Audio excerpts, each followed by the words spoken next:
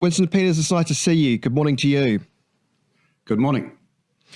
You've mentioned wanting to stop this current Royal Commission of Inquiry because you want broader, independent, public inquiry, largely because of the chair.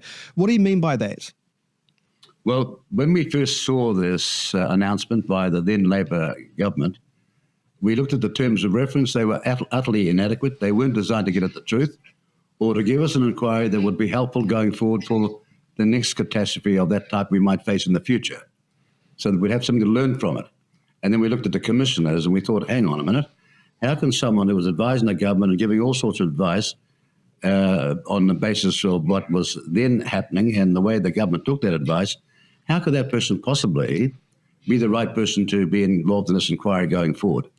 We made those statements very clear in a speech in Whangarei early in the campaign in 2023. We've never left off that. And we are here now saying we want an inquiry in which the people can trust the outcome because there is professional independence in terms of the people on it, and the terms of reference are wide enough to be of help to us going forward. The irony, of course, is the chair even admitted in a conflict of interest statement that essentially there was a perceived conflict of interest because he was giving advice, so to speak, to government officials, whether that was formal or informal advice. So he's hardly impartial at all, is he? Well, of course not. Just go through the evidence that supports the right to question whether this is the right person for the job. And it's simple. You know, if I was then a commissioner being asked to do a job and I saw the terms of reference, I would never take the job on because I'd have known if I had a professional integrity to do the job that the terms of reference I'd been given were utterly inadequate.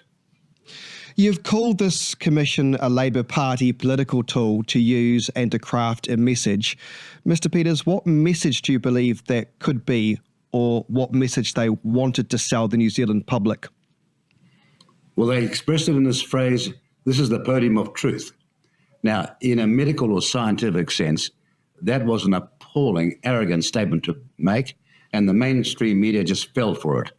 They have been duplicitous, the mainstream media, in the extreme. They haven't even covered this matter in today's Herald and Dom, or today's Post.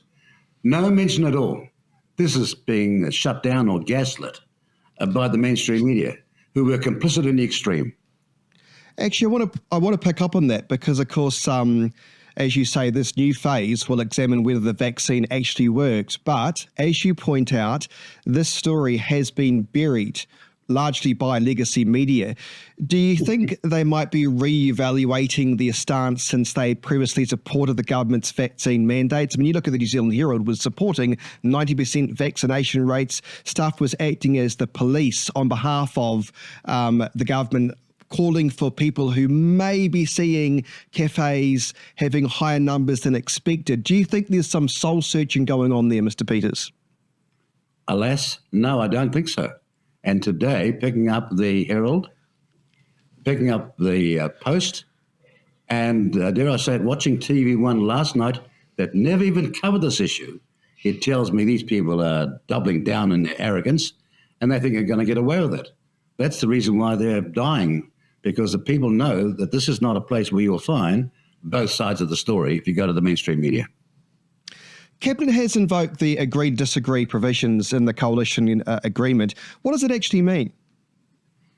Well, we put it in the agreement because we thought there will come a time when those things which we decided to do in the coalition agreement, and when you do a coalition agreement, you should have your eyes wide open and look at every word. But we thought there will come a time when there will be a disagreement, and we want the right to disagree out in front of the public in a way that will not collapse the coalition and government. But it'll be something that we could own up to the public we don't agree on, and this is a case where it's happening. And for the right reasons. Look, outside the forecourt of Parliament, during the protest, where some people were losing 35 years of their business and all their staff, losing everything they ever had, or had been mandated out of a job because they didn't agree with the vaccine, didn't matter whether they had a wife or children or a husband and mortgages, they were just being gaslit out of the darn thing. None of these people in Parliament, they all signed a pact back then, all the political parties, not to talk to them. I've never seen this. And then when we turned up, the mainstream media attacked me for turning up and talking to protests. How do you like that? Well, don't forget it was a former Labour minister that referred to them as a river of filth. That's right. I've never seen such disgusting behaviour. These people are out there, business people, workers. I got off the plane that morning with my colleague Derek Ball. We were coming down, he's a former MP as well. We were coming down to talk to them. And I asked these people, what are you doing? They said, we're going down to the protest. And I began to see people who were medical, who were lawyers and others who had just had enough of it and wanted to have their say. And never in my long career in politics have I ever seen parliamentarians sign a pact not to talk to protesters. One party was different, and we're making a stand now, and we're going to see this inquiry through and fulfill the commitment we made. We want an inquiry in which the people can trust the outcome. Are you at least pleased with what's been described as phase 2, where, by the sounds of it, public pressure has led to a wider scope, has led to the likes of whether or not the vaccine actually worked? Well, look, the vaccine did work in this context. I'm a vaccinated person myself. But what I got offended by when I was in the cabinet at the time was this talk that this is the podium of truth, that there was no reason to challenge any of the scientific findings. Internationally, all this evidence is emerging where people took the vaccine and got seriously ill or died. But they didn't want to have any of that. They just said things like, if you take this vaccine, you'll not be a transmitter. If you take this vaccine, you'll not get it. Look at the number of times they doubled back on their mistaken description to the public and got away with it. This was a disgusting time, not just in terms of the medical outcome, but a disgusting time in the history of a democracy that began in 1854. It was a bad time for New Zealand. I recall the likes of the then former Prime Minister Dame Jacinda Ardern saying this was a pandemic of the unvaccinated. That turned out to be a lie. Precisely. Unbelievable. But worse still, what were the mainstream media doing? Were they telling both sides of the story? No. If they didn't agree with what the Prime Minister was saying, the protesters, then they were just gaslit out and being accused of going down a rabbit hole or being, mystery theorists and all sorts of vicious statements were being made about, dare I say it, some medical specialists who were expert in this matter, far more expert than the ones that the Prime Minister was listening to.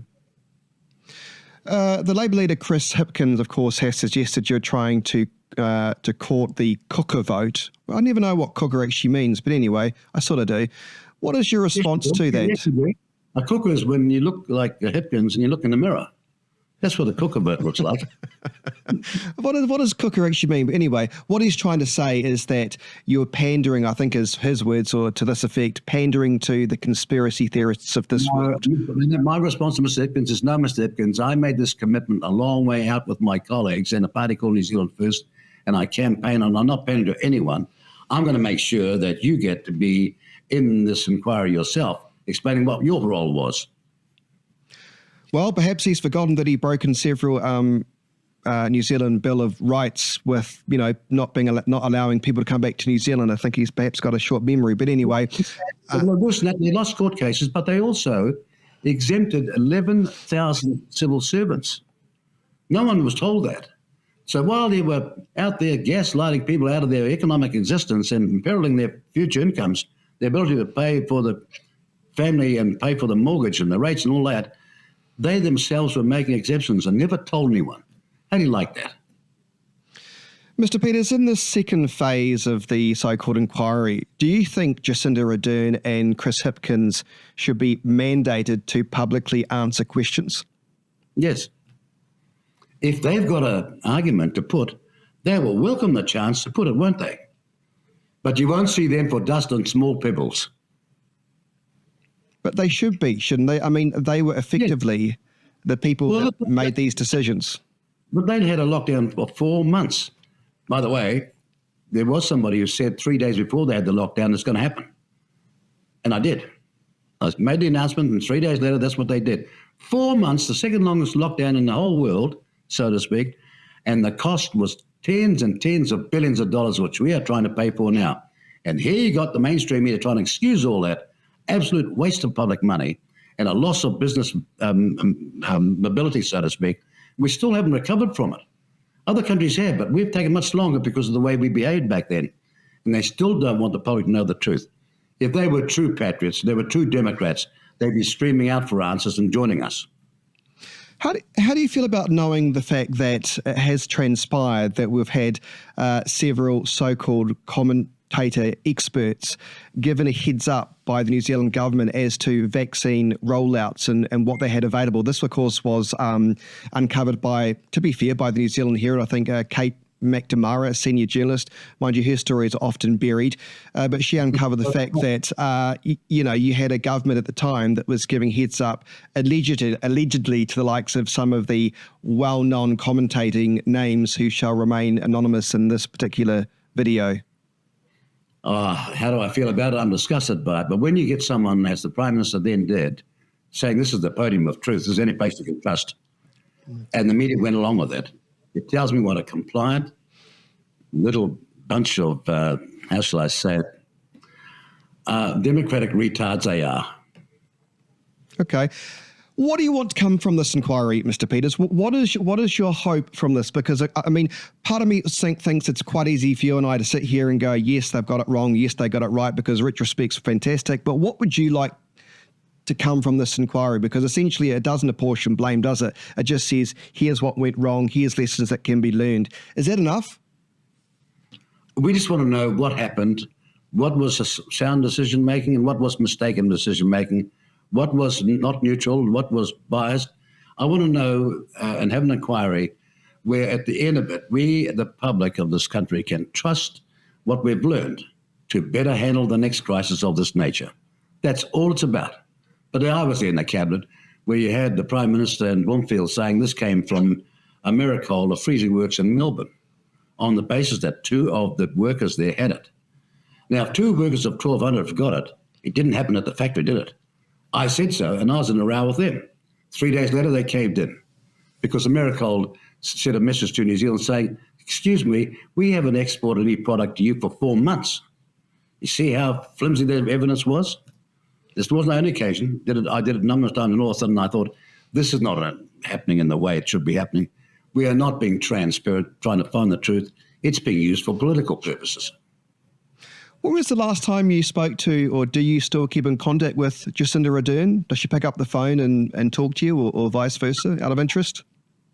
Well, look, when I left that coalition government and discovered that an inquiry that was manipulative and extreme called a purpur had been hidden from me, the person that was dealing with the United Nations, I knew what a disgusting betrayal had taken place. No, I do not intend to pick up the phone and talk to anybody about getting on with my job as an elected representative of New Zealand now. Winston Peters, nice to speak with you. Thanks so much for your time. Thank you very much.